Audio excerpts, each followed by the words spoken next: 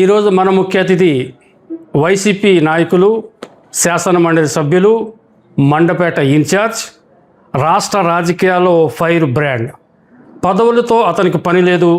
ప్రజా సంక్షేమం, ప్రజా శ్రేయస్సు, అభివృద్ధి ముఖ్యంగా నిరంతరం ప్రజల్లో కష్టపడి తిరిగే నాయకుడు మన తెలుగు రాజ్యం ఛానల్తో ఉన్నారు.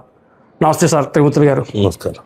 ఎలా ఉన్నారు సార్? బాగున్నారండి? బాగున్నాను సార్. ఇప్పుడు నేను ఒక సీనియర్ జర్నలిస్ట్గా, అంటే మీరు గంట గుర్తు మీద ఇండిపెండెంట్గా నగ్గిన కాడించి నేను విలేకరిని, అంటే వయసులో చిన్నోడైనా మీతో సమానంగా రాజకీయాలు చూసినవాడిని కాబట్టి ఓకే, నాకు చిన్న డౌట్ సార్. చెప్పండి. ఈ రాష్ట్రంలో ఏ కామన్ మ్యాన్, అంటే పొలం పనులు చేసుకునే చిన్న సన్నకారు రైతు కూడా మా ఎమ్మెల్యే త్రిమూర్తులు గారు అంటాడు.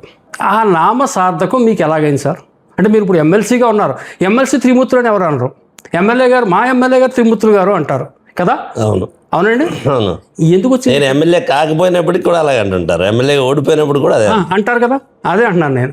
ఎందుకు అంటున్నారు ఆ పదం? ఎందుకు మీకు నామసార్థకం అని చెప్పండి. అంటే ప్రజలతో నాకు ఉండేటువంటి సన్నిహితం, ఇప్పుడు ఎవరికే కష్టం వచ్చినా పార్టీలు అనేటువంటి ఈవేళ ఉంటాయి, రేపు ఉండవు. కానీ ప్రజలతోటి మనకు ఉండే సన్నిహితం మాత్రం ఉండాలి. ప్రజలకు ఒక భరోసా, కార్యకర్తలకే, నాయకులకి, అందరికి కూడా నా మనసులో అనుకున్న వాళ్ళకి ఒక నమ్మకాన్ని కలిగించేటువంటి విధంగా పనిచేయడం అనేటువంటిది నాకు మొట్టమొదటి నుంచి ఉన్నటువంటి అలవాటు. అది నేను రాజకీయాల్లోకి రాకముందు నుంచి కూడా అదే పరిస్థితి. ఈరోజు కూడా అయ్యే కొనసాగిస్తాం, భవిష్యత్తులో కూడా అదే విధంగా కొనసాగుతాను నేను. అయితే మీకు ఎమ్మెల్యే అనే ఒక ట్యాగు, ఒక పదవి ఇచ్చినటువంటి ప్రాంతం ఏది చెప్పండి నాకు. నా తల్లిదండ్రులు, నాకు జన్మనిచ్చినటువంటి వాళ్ళు నా తల్లిదండ్రులు అయితే, నాకు రాజకీయ జీవితాన్ని ఇచ్చినటువంటి వాళ్ళు రామచంద్రపురం నియోజకవర్గ ప్రజలు. ఓకే. అది ఎక్కడికి వెళ్ళినా నేను అది జీవితంలో ఎప్పుడూ గుర్తుండిపోయేది అది నాకు. మరి అటువంటి రామచంద్రపురాన్ని విడిచిపెట్టి మీరు గంట గుర్తు మీద పోటీ చేసినప్పుడు సార్, నాకు బాగా తెలుసు, మీరు వెరీ యంగ్ మ్యాన్, పొలిటికల్ నేపథ్యం లేదు, మీరు ఒక సంఘ సేవకుడు, ఒక యువకుడుగా ప్రజాసేవ చేసిన వ్యక్తి మట్టు మాత్రమే. అలాగే మిమ్మల్ని రామచంద్రపురం నియోజకవర్గ ప్రజలు కూడా అలాగే చూశారు. ఈ యువకుడిని, తోట త్రిమూర్తులు గారు అనే ఈ యువకుడిని నగ్గించుకుంటే రామచంద్రపురం నియోజకవర్గ భవిష్యత్తు బాగుంటుందని మిమ్మల్ని నమ్మి గంట గుర్తు మీద పార్టీతో పని లేకుండా ఆ రోజుల్లో టీడీపీ సూపర్ పోటీ ఇచ్చింది, ఎన్టీఆర్ పార్టీ పెట్టిన ప్రభంజనం, అది ప్రభంజనంలో మిమ్మల్ని గెలిపించారు. కానీ ఈవేళ రామచంద్రపురం పెట్టి మండపేట మీరు ఎందుకు వెళ్ళిపోయారు? మండపేట నేను వెళ్ళిపోవడానికి కారణం ఏంటంటే 94 నుంచి 99 వరకు కూడా 7 పర్యాలు నేను రామచంద్రపురం నియోజకవర్గంలోనే పోటీ చేశాను. 4 సార్లు ప్రజలు నన్ను గెలిపించారు. గెలుపు ఓటమిలో ఎలా ఉన్నప్పటికీ ఓడిపోయిన సందర్భం కూడా ఎప్పుడూ ఓట్ బ్యాంక్ అనేటువంటిది పెరుగుతూ వచ్చింది తప్పితే ఎక్కడ తగ్గలేదు నాకు. అవును, ఓకే. అయితే 2019లో నేను తెలుగుదేశం పార్టీ నుంచి పోటీ చేసి ఓడిపోయిన సందర్భంగా, ఓడిపోయిన తర్వాత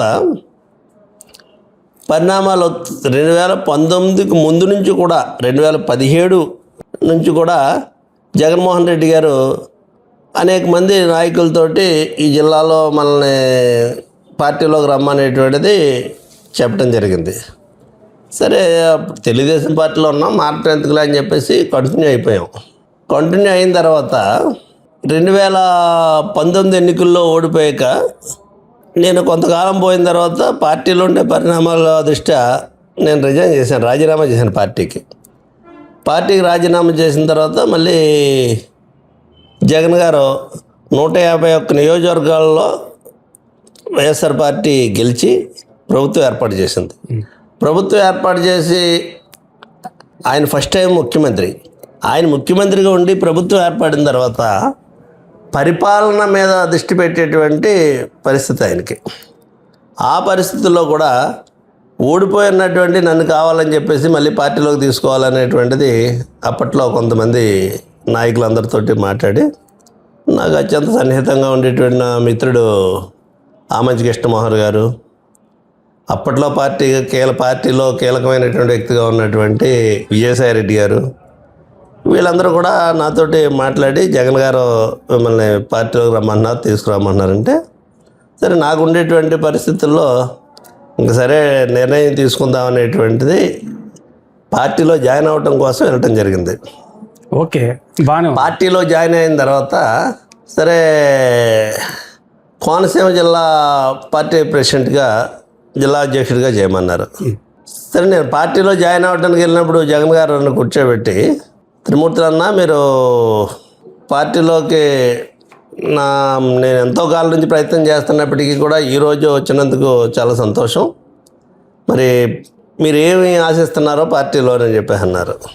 నేను గౌరవం ఆశిస్తున్నాను, పదవులు కాదు అని చెప్తే దానికి ఏమి ఇబ్బంది ఏమి ఉండదులే అని చెప్పేసి అని కొంతకాలం ఒక కోనసీమ జిల్లా పార్టీ ప్రెసిడెంట్గా మీరు ఉండాలి, నీ గురించి అంతా తెలుసు నాకు, ఉండాలని చెప్పేసి సరే అన్నాం.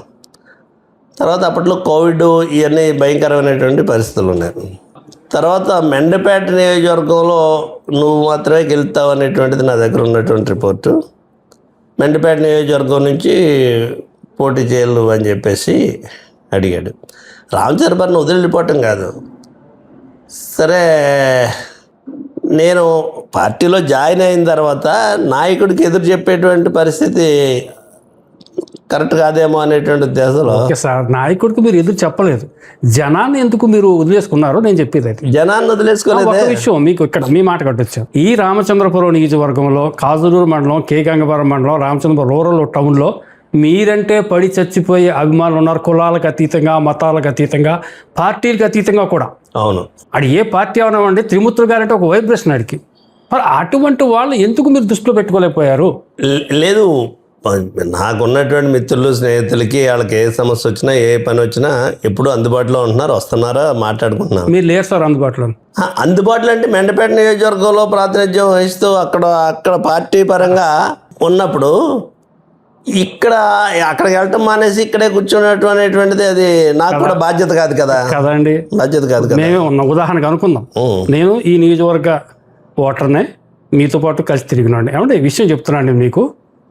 మీరంటే పడి చచ్చిపోయే అభిమానులు, మీరు మండపేట వెళ్ళిపోయిన తర్వాత ఇక్కడ మంత్రిగా చెల్లిపోయిన వేణుగోపాలకృష్ణ గారు ప్రాతినిధ్యం వచ్చినప్పుడు వాళ్ళు వేణుగారి దగ్గరికి వెళ్ళరు.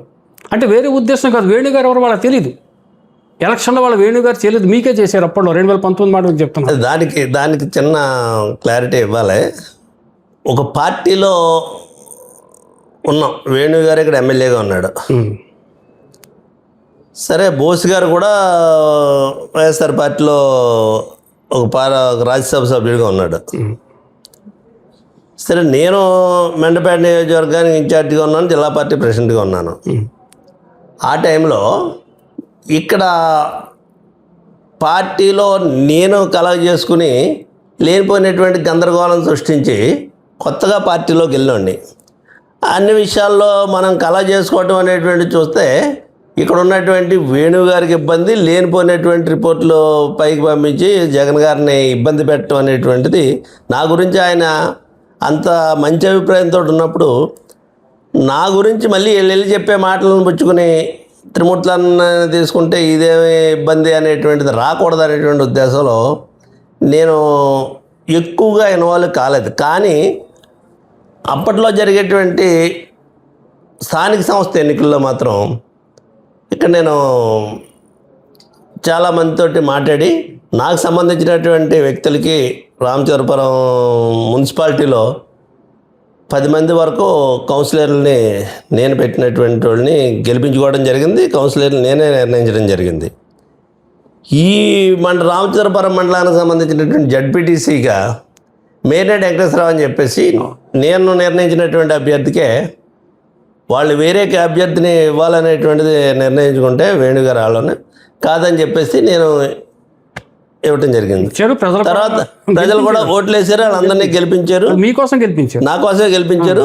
నాకు సంబంధించినటువంటి సర్పంచులు కూడా చాలామందిని గెలిపించారు. గెలిపించినటువంటి సందర్భంగా వీళ్ళందరినీ కూడా నేను వేణుగారి దగ్గరికే పంపించి వేణుగారితో శైలం అని చెప్పాను. అతను వీళ్ళకి కొంతమందితోటి కొంత గ్యాప్ అనేటువంటిది వచ్చింది. కొందరు అతనితో కంటిన్యూ అయ్యారు, కొందరు మధ్యలో ఆగిపోయారు. ఇంకా అతను విధానాలు వీళ్ళకి నచ్చకపోవచ్చు, లేకపోతే వీళ్ళు పనిచేసే విధానం ఆయనకి నచ్చకపోవచ్చు. పార్టీలో ఉన్నాం, వ్యతిరేకించి పార్టీలో లేనిపోయినటువంటి గందరగోళం సృష్టించడం మంచిది కాదనేటువంటి ఉద్దేశంలో నేను ఆ రోజుని